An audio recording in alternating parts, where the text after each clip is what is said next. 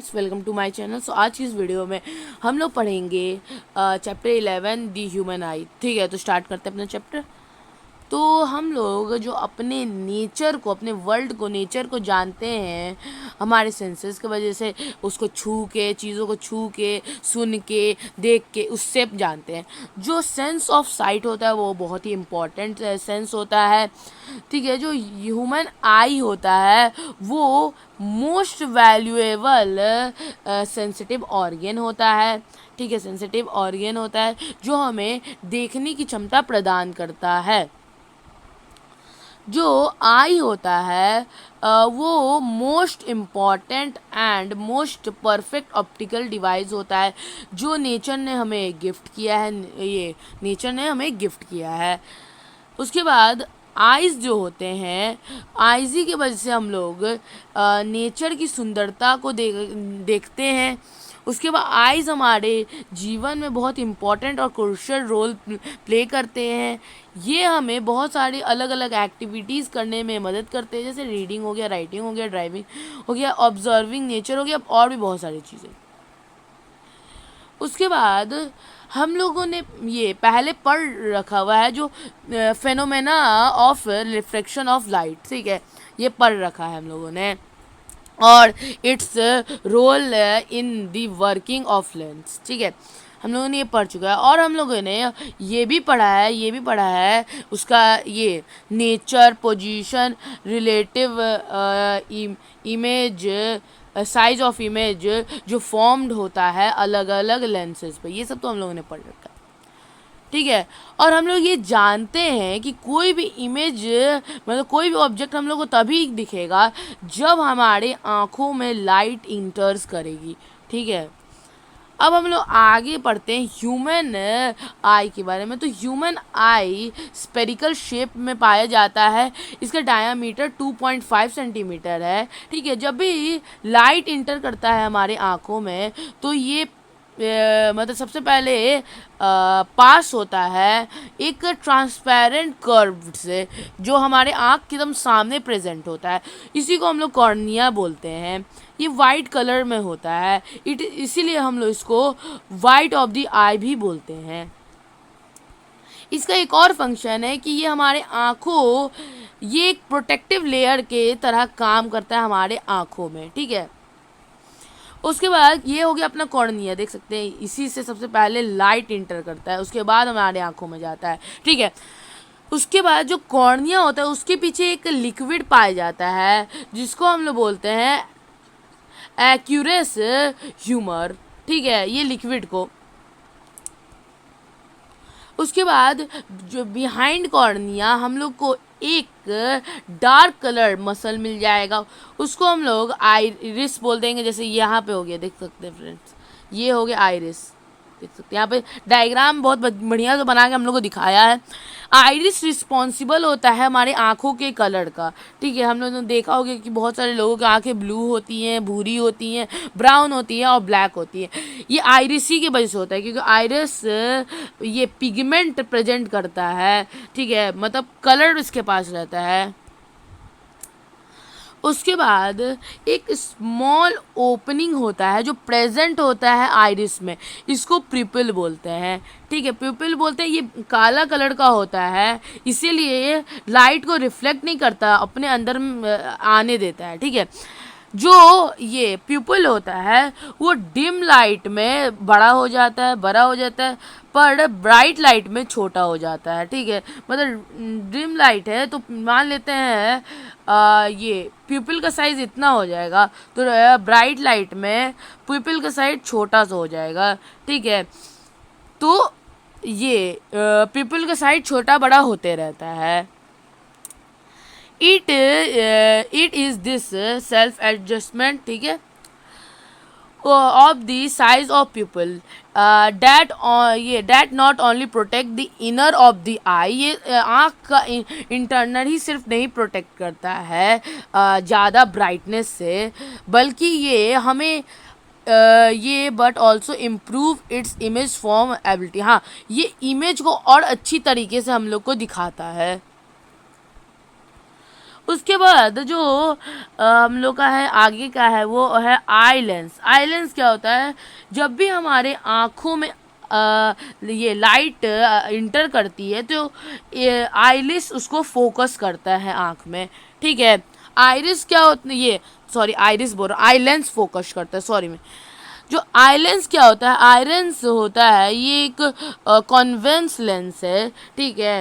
ये transparent crystalline layer होता है जो हार्डर होता है मिडिल से और सॉफ्टर होता है अपने एजेस से, ठीक है। आइलेंस को होल्ड करता है कैपिलरी मसल्स, ठीक है। कैपिलरी मसल्स आइरिस को सिर्फ ये आइलेंस को सिर्फ होल्ड ही नहीं करता, ये क्या करता है, changing the curvature and hence the focal lens of the eye, मतलब ये मदद करता है हम लोग को दूर की चीज़ें और पास की चीज़ें देखने में, ठीक है। आई लेंस हो गया अपना। अब अपना ये इमेज जो बनता है वो एक स्क्रीन पे बनता है, उसी स्क्रीन को हम लोग रेटिना बोलते हैं। जो हमारा आई होता है वो रियल इन्वर्टेड इमेज को फॉर्म करता है, ठीक है। और ये जो लाइट सेंसिटिव स्क्रीन होता है ये बहुत ये सॉफ्ट सा मेम्ब्रेन होता है, डेलिकेट मेम्ब्रेन होता है जिसके बाद से बहुत सारे लाइट सेंसिटिव सेल्स होते हैं। इसको हम लोग फोटो रिसेप्टर्स भी बोलते हैं। फोटो रिसेप्टर्स या ये लाइट सेंसिटिव सेल्स हमारे दो टाइप्स के होते हैं, रॉड सेल्स हो गए और कॉन सेल्स हो गए। रॉड सेल्स रिस्पॉन्सिबल होते हैं हमारे विज़न का जो डिम लाइट में, ठीक है, डिम लाइट में देखने में हम लोग को मदद करते हैं। और जो कॉन सेल्स होते हैं हम लोग को वो कलरफुल विज़न मतलब लाइट ये कलरफुल में देखने में मदद करता है, कलर में देखने में मदद करता है। अपना ड्यूनो है तो देख लेते ड्यूनो। जो कोन सेल ये जो कोन होता है ये कोन ये एक टिश्यू होता है जो हमारे ह्यूमन बॉडी में होता है जिसके पास ब्लड वेसल्स नहीं होते हैं, ठीक है। उसके बाद दूसरा है अपना जो आई मसल्स होते हैं are the most active muscles. जो आई मसल्स होते हैं बहुत एक्टिव मसल्स होते हैं ह्यूमन बॉडी के। तो तीसरा है हमारे आँखों में 7 मिलियन कोन सेल्स प्रेजेंट होते हैं जो हमें ये लाइट में देखने में मदद करते हैं, और 120 मिलियन रॉड सेल्स प्रेजेंट होते हैं जो हमें डिम लाइट में देखने में मदद करते हैं। ये एक्टिविटी है ये कॉन सेल्स और लाइट सेल्स का, ठीक है। तो मैंने ये कॉन सेल्स और लाइट सेल्स की ये एक्टिविटी तो हम लोग ये तो समझ ही गए, तो ये एक्टिविटी इतना परफॉर्म करने की ज़रूरत नहीं है, ठीक है। तो हम लोग ड्यूनो पे ही आ जाते हैं। एंड कुछ एनिमल्स के पास ये animals have I shape in different ways. Animal का अलग अलग डिफरेंट शेप का आई होता है, जैसे क्रैब की आंखें बहुत छोटी होती हैं, बड़ बटरफ्लाई की आंखें बहुत बड़ी होती हैं। ऐसा लगता है उनके पास हजारों आंखें हैं छोटी छोटी छोटी छोटी, पर वो सिर्फ फ्रंट का देख सकती हैं, साइड का देख सकती हैं और बैक का देख सकती हैं। उसके बाद जो नाइट बर्ड्स होते हैं जैसे आउल हो गया उनके पास बहुत सारे रॉड सेल्स होते हैं और as compared to cone cells, इसीलिए उनको दिन में परेशानी होती है क्योंकि उनके पास कॉन सेल्स नहीं होते, बहुत कम कॉन सेल्स होते हैं, इसीलिए ज़्यादा वो विज़न नहीं रख पाते। ये और उनके पास रॉड सेल्स बहुत ज़्यादा होते हैं इसीलिए वो अंधेरे में बहुत अच्छी तरीके से देख पाते हैं, ठीक है। कॉन सेल्स नहीं होंगे तो लाइट विज़न नहीं होगा, इसीलिए वो ये दिन में देख नहीं पाते सही से, होते हैं उनके बाद भी बहुत कम होते हैं। उसके बाद also this birds has a large cornea, इनके पास लार्ज कॉर्निया और पुपिल होता है टू अलाउ मोर लाइट, ठीक है। जो नाइट बर्ड्स होते हैं उनके पास बहुत बड़ा सा कॉर्निया होता है और बहुत बड़ा सा प्यूपल होता है जिसमें ज़्यादा लाइट घुस जाता है, इसीलिए इनको प्रॉब्लम भी होता है, इरिटेशन फील होता है क्योंकि बहुत ज़्यादा लाइट इनके आँखों में जाता है। These night birds are therefore able to see very well, हाँ, और ये नाइट के समय बहुत ही आसानी से देख पाते हैं, ठीक है, एज़ कम्पेयर टू ये सुबह मतलब day. They find it different to see during the day. हाँ, उनको डिफ़िकल्ट होता है देखने में, डिफ़िकल्ट है देखने में होता है, उन लोगों को डिफ़िकल्टी फेस करनी पड़ती है देखने में सुबह को। उसके बाद आगे लिखता है दिस में बी ड्यू टू ज़्यादा अमाउंट ऑफ लाइट उनके आँखों में चल जाता है और उनका प्यूपिल भी बड़ा होता है। ये सब की वजह से हो जाता है। उसके जो डे बर्ड्स होते हैं जैसे हो गया या ईगल, चिकन, काइट, ये सब, इन सब के पास ज़्यादा कोन सेल्स होता है as compared to rod cells, ठीक है। इसीलिए वो दिन में ये आराम से चीज़ों को देख सकते हैं। Decrease in the amount of this rod sales make difficulty. हाँ, और ये decrease amount of rod sales ये डिफ़िकल्टीज भी इन लोग के लिए बना सकते हैं। डिम लाइट में इन लोग को दिखेगा नहीं, और ये ठीक है। उसके बाद अपना जो है ब्लाइंड स्पॉट क्या होता है, तो ऐसा स्पॉट जहाँ पे हम लोग का इमेज फॉर्म नहीं होता है, ठीक है। ये एक खुली जगह है, एक ओपन, मतलब यहाँ पे कुछ नहीं, एम्प्टी स्पेस है जहाँ पे ऑप्टिक नर्व्स और रेटिना मिलती हैं, ठीक है। यह यहाँ पे रॉड सेल्स और कॉर्न सेल्स में नहीं पाए जाते हैं, ठीक है। यहाँ पे इमेज नहीं बन पाती है, इस पे इमेज बन ही नहीं पाती, ये इसीलिए हम लोग देख नहीं पाते इस ब्लाइंड स्पॉट पे, इसीलिए इसको ब्लाइंड स्पॉट बोलते हैं। मतलब ये light insensitive part of retina is known as blind spot, ठीक है। ये light insensitive part of retina is known as blind spot. Insensitive, sorry मैं सेंसिटिव बोल दी थी, गलती। अब यहाँ पे कुछ एक्टिविटीज़ है, ठीक है, वही अपना वो ये ब्लाइंड स्पॉट का एक्टिविटी दिखा रहा है।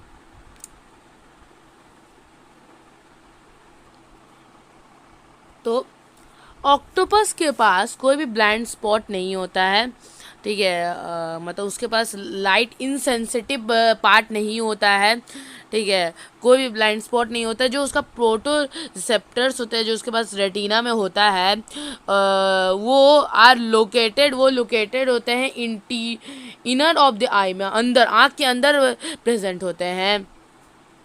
Wild cells that carry information to the brain, जो सेल्स कैरी करते इंफॉर्मेशन ब्रेन में, वो बाहर प्रेजेंट होते हैं, ठीक है। वो प्रेजेंट होते हैं आउटर ये पोर्शन ऑफ आई में, ठीक है। इसीलिए ये ऑक्टोपस का कोई ब्लाइंड स्पॉट नहीं होता है। It's optic nerves therefore do not cross any point of its retina, ठीक है।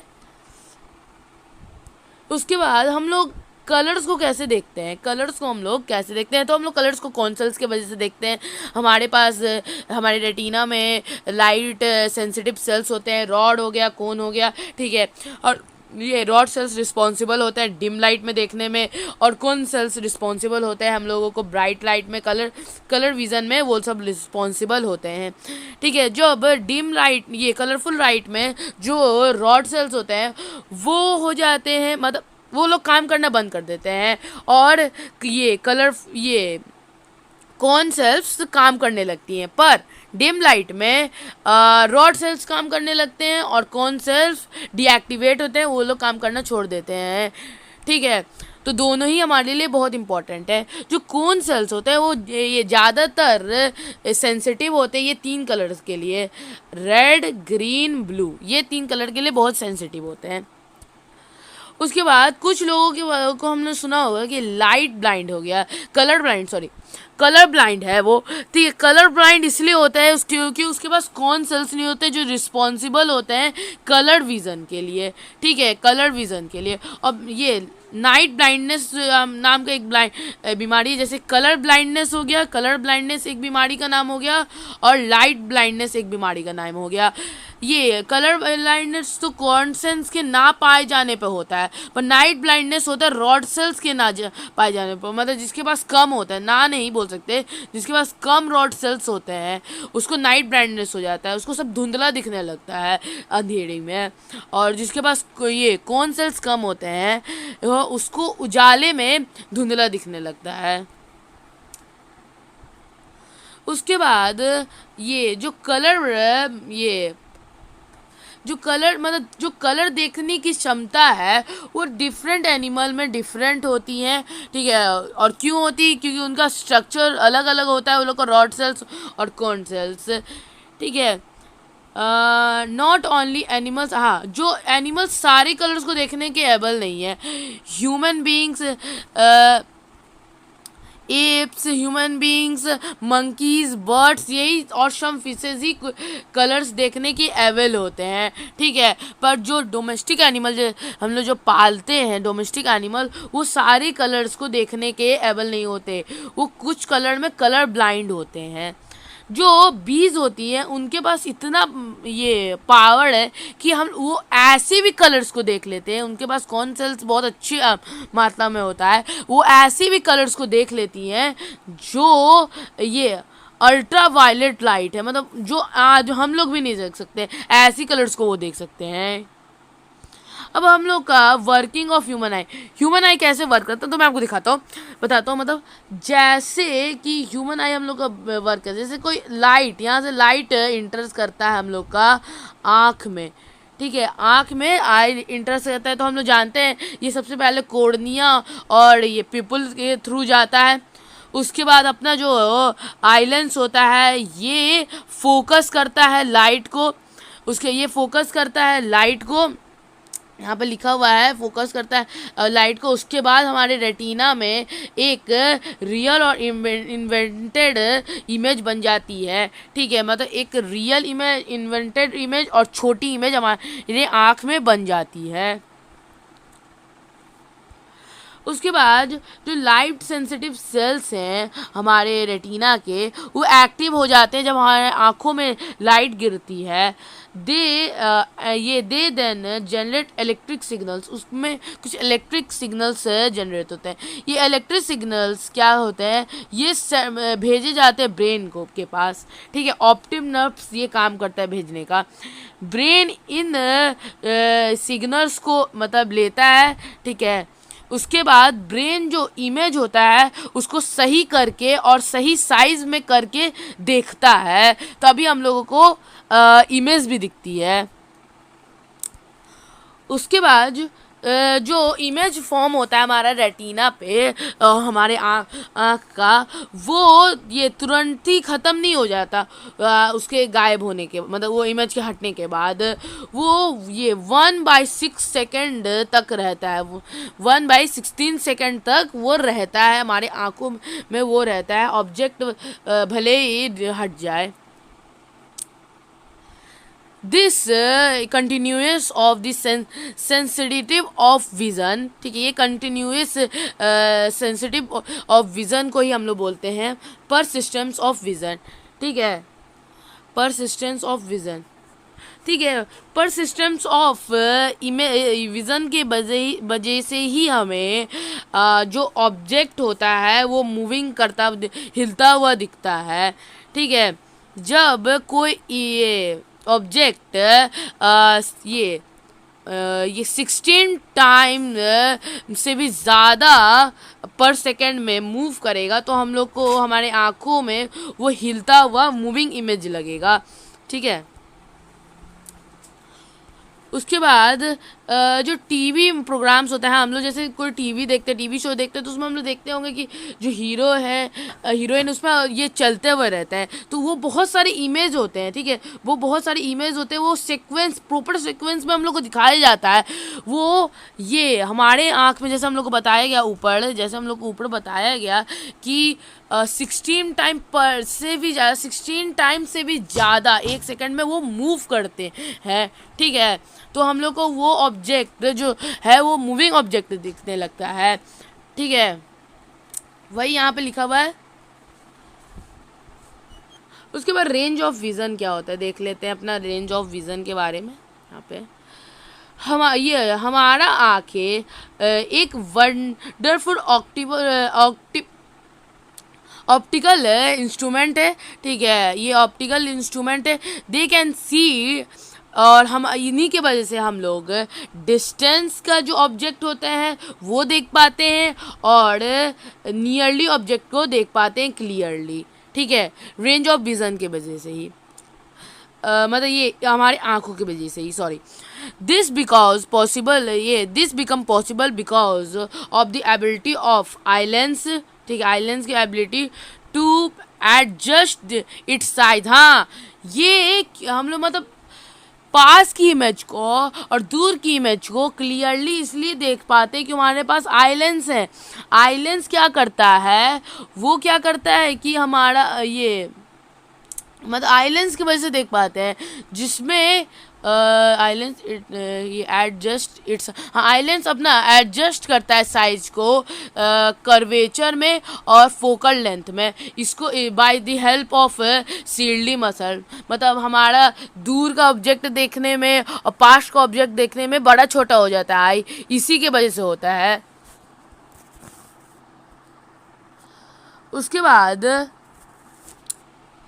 when these muscles are relaxed, the focal length is about 25.5 centimeter and the object at infinite are the sharp focus of the retina। ठीक है, तो sorry, देख सकते हैं हमारा यहाँ पे कि जब मसल रिलैक्स होती है फोकल लेंथ उस समय हो जाता है 2.5 सेंटीमीटर, और हम लोग को ऑब्जेक्ट जो इन्फिनिटी पे रखे रहते हैं वो बहुत अच्छे से दिखते हैं। उसके बाद when a object brought closer, हाँ ये क्लोजर होता है टू द आई, ठीक है, the focal length of the islands become shorter, वो छोटा हो जाता है, ठीक है, वो ये जो ये फोकल लेंथ होता है आई लेंस का वो छोटा हो जाता है। और इसी प्रॉपर्टी ऑफ आई को हम लोग पावर ऑफ एकोमोडेशन, मतलब पावर ऑफ एकोमोडेशन होता है कि that it is the property of eye that we can see near by as well as far object clearly।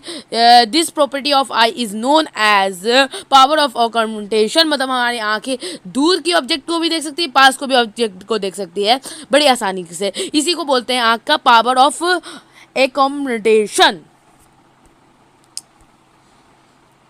उसके बाद जो मिनिमम डिस्टेंस, यदि minimum distance at which object can be see, हम लोग object को देख सकते हैं, उसको हम लोग बोलते हैं, इसको बोलते हैं हम लोग ये लीस्ट डिस्टेंस, और ये least distance of distance vision और near point of the eye, near point of the eye. और ये यूथ में, यंग यूथ में नॉर्मली आई मतलब उनके नॉर्मल आँखों का ये होता है 25 सेंटीमीटर। उसके बाद अपना ये जो फारेस्ट पॉइंट होता है जहाँ तक आंखें ये देख सकती हैं ऑब्जेक्ट को क्लियरली, उसको बोलते हैं फार पॉइंट ऑफ द आई, ठीक है। ये इट इज़ द इन्फिनिटी, ये इन्फिनिटी होता है फ्रॉम द नॉर्मल आई, मतलब इन्फिनिटी तक हम लोग अपने आँखों से देख सकते हैं, ठीक है। जैसे हम लोग ये अपने घर से ये मून को देख सकते हैं, ठीक है, मतलब मून हमारे ये कितना दूर है, ठीक है, तब भी हम लोग मून को देख सकते हैं, ठीक है। तो जो आई का जो फारनेस होता है वो इन्फिनिटी होता है, मतलब आँख बहुत दूर तक देख सकता है, ठीक है। और मिनिमम होता है, मतलब मिनिमम जो ये होता है 25 सेंटीमीटर, ये हो गया मिनिमम, ठीक है।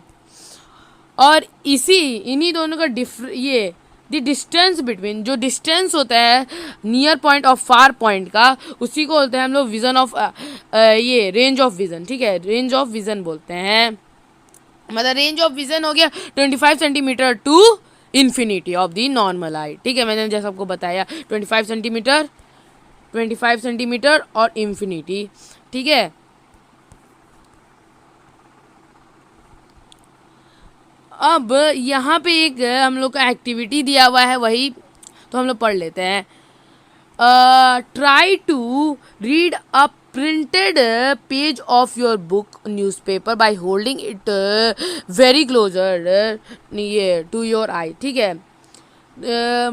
तो हम लोग क्या ऑब्जर्व करेंगे कि हम लोग उसको पढ़ने के you are able to read the page, क्या हम लोग ऑब्जर्व करेंगे, ये देख सकते हैं, मतलब हम लोग कोई ये बुक ले लिए, कॉपी ले लिए प्रिंटेड, उसको हम आँख के एकदम नज़दीक ला के पढ़ेंगे तो हम लोग क्या करेंगे कि जो इमेज होगा उसका वो हमें थोड़ा ब्लर दिखेगा, ठीक है, थोड़ा ब्लर दिखेगा, इसीलिए हम लोग को थोड़ा सा उसको दूर ले जाना होता है, तो हम लोग को उसको सही दिखेगा ये, ठीक है। वाट हैपन्स नाउ, उसके बाद हम लोग क्या कर लिख रहे हैं, नाउ मूव दी बुक, ठीक है, थोड़ा सा दूर लेके जाना है आँख से। उसके बाद क्या होगा, ट्राई टू रीड, हम लोग को फिर रीड करना है। You have hold it minimum distance near point of the eye और मिनिमम डिस्टेंस एट विच, ठीक है। मैंने बताया जैसे ब्लर दिखने लगेगा। उसके बाद मतलब ये बहुत पास बुक को जब हम लेके जाएंगे तो हम लोग को ब्लर दिखने लगेगा, इसलिए हम लोग थोड़ा सा दूर लेके जाएंगे बुक को, ठीक है। और हम लोग ज़्यादा कोशिश करेंगे देखने का तो हम लोग का हेडेक होने लगेगा, ठीक है। तो यही होता है ये नियर पॉइंट और फार पॉइंट ऑफ आई, ठीक है। मतलब हम लोग बहुत नज़दीक लेके जाएंगे तो हम लोग को उतना सही से दिखेगा नहीं, पर इसीलिए हम लोग को थोड़ा सा दूर लेना जाना होता है, वही मिनिमम डिस्टेंस तक हम लोग को बुक को लेके जाना होता है, ठीक है। अब हम लोग मिनिमम से भी कम रख के देखेंगे तो हम लोग को ब्लर दिखेगा, प्रॉब्लम होगा, ठीक है। तो डिफेक्ट ऑफ विज़न है अपना, ठीक है। तो डिफेक्ट ऑफ विज़न मतलब हम लोग को देखने में प्रॉब्लम हो जाता है। तो हम लोग को दो बीमारी हो जाता है इसमें डिफेक्ट ऑफ विज़न में, एक तो मायोपिया होता है और एक तो होता है हम लोग को हाइपरमेट्रोपिया। मायोपिया की तरफ जब मैं आता हूँ तो मायोपिया में क्या होता है, ये एक डिफेक्ट है आई का, जिसमें कि लोगों को अपने आँखों से ऐसी चीज़ नहीं दिखती जो डिस्टेंस पे है, जो डिस्टेंस पे है मायोपिया में, ठीक है। डिस्टेंस ऑब्जेक्ट देखने का वो लोग मतलब देख ही नहीं पाते, वो लोग एबल ही नहीं रहते हैं। और ये क्यों होता है, ये क्यों होता है, क्योंकि इसमें क्या होता है, जो ये लाइट रे होता है, वो जो डिस्टेंस ऑब्जेक्ट आता है वो रेटिना से पहले ही बन जाता है, रेटिना है उससे पहले ही बन जाता है, इसीलिए हम लोग को धुंधली इमेज देखनी पड़ती है। हम लोग जानते हैं कि रेटिना ही पे हमारा इमेज बनता है, जो अपना स्क्रीन होता है, स्क्रीन, ठीक है। रेटिना जैसे ये हो गया मैंने, ये इसमें पहले ही बन जाता है। जैसे ये मान लेते हैं ये रेटिना है तो यहीं पे बन जाएगा इमेज, यहीं पे आके इमेज बन जाएगा। ये बनना तो इसको चाहिए यहाँ पे, पर बन जाएगा यहीं पे। अब ये जो बीमारी है ये होती है किस किस वजह से, तो यहाँ पे लिखा हुआ है एक्सेसिव कर्वेचर ऑफ कॉर्निया, ठीक है। एक्सेसिव कर्वेचर ऑफ कॉर्निया की वजह से, और इलोंगनेस मतलब ज़्यादा बड़ा है, अब मेरा आई बॉल बहुत ज़्यादा बड़ा है, उससे भी हो जाएगा। इसको करेक्ट किया जा सकता है, हम लोग कॉन्केव लेंस लगा देंगे, पहन लेंगे तो ये ठीक हो सकता है। जैसे यहाँ पे हम लोग को बहुत बेहतरीन डायग्राम दिया हुआ है मायोपिया का, हम लोग देखेंगे। मायोपिया जैसे यहाँ पे ये एक डिस्टेंस ऑब्जेक्ट से लाइट आ रहा है, ये डिस्टेंस ऑब्जेक्ट है, लाइट आ रहा है, तो ये अपना लेंस, ये हो गया अपना, ये क्या बोल सकते हैं, आई लेंस हो गया। आई लेंस फोकस करता है लाइट को, तो ये क्या होगा कि यहीं पे हो जाएगा अपना ये फॉर्मेशन ऑफ इमेज, मतलब ये रेटिना के पास पहुंचेगा ही नहीं, रेटिना से पहले ही अपना इमेज फॉर्म हो जाएगा, ठीक है। तो यही हो गया अपना मायोपिया, ठीक है। इसको करेक्ट किया जा सकता है हम लोग जब कॉनकेव लेंस पहन लेंगे, ठीक है। तो यहाँ पे एक कॉनकेव लेंस आ गया, जिससे कि हमारा जो ये होगा इमेज डायरेक्ट रेटिना पे ही फॉर्म होगा। इसीलिए हम लोग देखते होंगे कि जिन बच्चों को जो ये मायोपिया है, जिन बोर्ड नहीं देख पाते, वो स्कूल में चश्मा पहन के आते हैं, वो उनको उसके बाद से बोर्ड दिखने लगता है। हाइपरमेट्रोपिया क्या है, हाइपरमेट्रोपिया मिडिल एज पीपल्स को होती हैं। इसमें वो नियर मतलब जो ऑब्जेक्ट पास में रखी हुए हैं वो नहीं देख पाते हैं, ठीक है।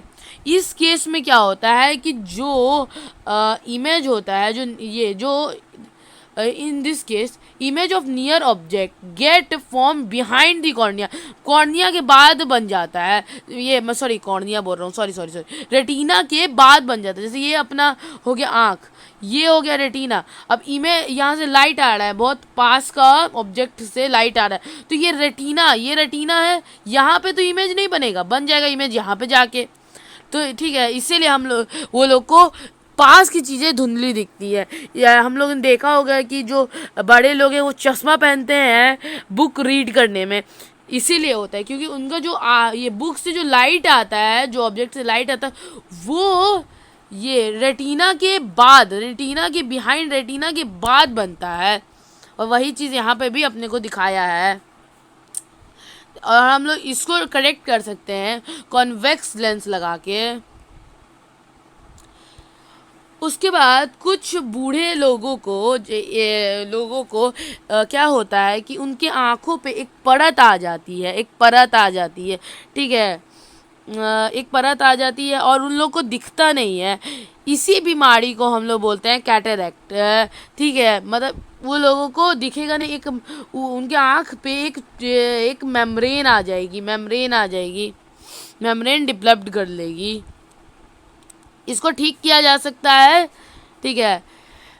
It is possible to restore the vision in the case of this is done by the replacement of lens of the. हाँ, इसको ठीक भी किया जा सकता है जब हम लोग उनका जो लेंस पे उनका ये जो मेम्ब्रेन डेवलप्ड कर दिया उसको हटा देंगे और उस पर आर्टिफिशियल लेंस लगा देंगे। इसको ऐसे ठीक कर सकते हैं। उसके बाद हम लोगों को अपने आँखों का केयर करना चाहिए। तो हम लोग को केयरिंग ऑफ आई लिखा गया है, तो देखते हैं। It is our eye that allow us to see, जो हमें अलाउ करता है और मतलब जो अलाउ करता है हमें सी करने में, देखने में मदद करता है। डिफरेंट कलर, शेप्स और भी बहुत सारी चीज़ें, ठीक है। तो हमें अपना आई को प्रोटेक्ट करना होगा, और इसको हेल्दी रखना होगा, नहीं तो हम लोग को बहुत सारे प्रॉब्लम हो जाएंगे। हमें मायोपिया हो जाएगा, हाइपरमेट्रोपिया हो जाएगा, ठीक है। तो हम लोग को कुछ टर्म्स बताए गए हैं अपने आँखों को क्या करने का, केयर करने का, अपने आँखों को सही से प्रॉपर वे में रखने का। तो यहाँ पे पढ़ लेते हैं अपने। हैव अ रेगुलर चेकअप, हमारा कोई रेगुलर चेकअप ये करवाना चाहिए। और एडवाइस पे हमें अपनी आँखों को भी हम लोग को अपना रेगुलर चेकअप करवाना चाहिए, डॉक्टर को हमेशा दिखवाना चाहिए। उसके बाद हम लोगों को सन और other powerful source of light पर डायरेक्टली नहीं देखनी चाहिए, इससे भी हमारा आँख को प्रॉब्लम होता है। उसके बाद हम लोगों को अपने ये जो रूम है उसमें सफिशिएंट लाइट रखना चाहिए, जहाँ पे हम लोग पढ़ रहे हैं, लिख रहे हैं, टीवी देख रहे हैं, ठीक है। पुअर लाइट के वजह से हमारा आँख में प्रॉब्लम आ सकती है। उसके बाद हम लोग अवॉइड करना होता है, कंटिन्यूस मोबाइल नहीं देखना चाहिए, ये कंप्यूटर स्क्रीन को नहीं देखना चाहिए, टेलीविज़न नहीं देखना चाहिए। इस सब से भी हम लोग को आँखों को प्रॉब्लम होता है। उसके बाद हम लोग को बैलेंस्ड डाइट खाना चाहिए, जिसमें फ्रूट और वेजिटेबल आते हैं। लैक ऑफ विटामिन ए के वजह से ही हम लोग को बहुत सारे प्रॉब्लम होते हैं। इसी के वजह से नाइट ब्लाइंडनेस नाम की बीमारी होती है। हम लोग को अपने आँखों को सही से धोना है, साफ पानी से सही से धोना है। उसके बाद know your family history some of the vision problems, ठीक है। और ये क्या हो सकता है, हम लोग को जानना है कि हमारा फैमिली हिस्ट्री, जैसे क्या होता है कि बहुत लोगों को प्रॉब्लम हो जाता है उनके फैमिली की वजह से भी, क्योंकि जैसे उनके पापा को आँख का प्रॉब्लम था तो बेटा को भी हो जाता है, ठीक है। ठीक है, तो ये सबको भी पता कर लेना है, और ऐसा आपको भी कुछ हो रहा है तो डॉक्टर से दिखवाना है। उसके बाद ठीक है, तो अपना वर्चुअली चैलेंज पीपल के बारे में अपने को पढ़ना है अब। तो देखते हैं। It is difficult to imagine, हम लोग इमेजिन भी नहीं कर सकते हैं विथआउट आइज़ हम लोग वर्ल्ड को कैसे देखेंगे, ठीक है। और ये मतलब वर्चुअली चैलेंज पीपल होते ही हैं वो जो आँख जिनके पास जो, तो मतलब जो देख नहीं पाते, आँख तो होती पर वो देख नहीं पाते, उसमें बच्चे भी आते हैं, बच्चों में भी ये होता है, ठीक है। उनके पास देखने की एबिलिटी नहीं होती है, पर इस प्रॉब्लम को बहुत ब्रेवली फेस किया जा रहा है, ठीक है। इस प्रॉब्लम को बहुत ब्रेवली फेस किया जा रहा है। दिस चैलेंज बाय हाँ, और जो मतलब आँख से देख नहीं भी पा रहे हैं पाते हैं, उन्होंने भी बहुत अच्छे अच्छे काम किए हैं, इंकरेज करने वाले काम किए हैं। ठीक है। उसके बाद वर्चुअल ये विज़न प्रॉब्लम हो जाता है हम लोगों को कुछ बीमारियों की वजह से, जैसे डायबिटीज़ आ गई, ग्लू को क्यूमा आ गया, ग्लूकोमा आ गया, कैटरेक्ट आ गया। ठीक है, ये सब हो जाता है। और विटामिन ए डिफियंसी, ये सब बीमारियां का नाम हो गया। ठीक है, can also due to the हाँ, और ये जेनेटिक्स से भी हो सकता है, जेनेटिक्स प्रॉब्लम से भी हो सकता है। जैसे जैसे हमारे मम्मी पापा दादा दादी को ये आँखों की संबंधित प्रॉब्लम है, तो वो बच्चों और पेरेंट्स में जा सकती हैं, और हम लोग अपने आँखों को लॉस कर सकते हैं बाय एक्सीडेंट। एक्सीडेंट हो गया तो हमारे आँखों का लॉस हो जाता है। मतलब कुछ लोग होते हैं जिनको धुंधला दिखता है, और कुछ लोग होते हैं जिनको कुछ नहीं दिखता है, ऐसे होते हैं, दोनों ही हो गए इसमें। उसके बाद ये virtual challenge people can either have limit virtual हाँ, किनो ये किन किनों को धुंधला दिखता है और किन किनों को बिल्कुल भी नहीं दिखता है। अब दे आर इंडिविजुअल, उनका individual problem requirement need to be get हाँ, उनका प्रॉब्लम्स और नीड को हम लोगों को इम्पोर्टेंस में देना होगा। ठीक है, उनके नीड्स और इम्पोर्टेंट को पूरा करना चाहिए।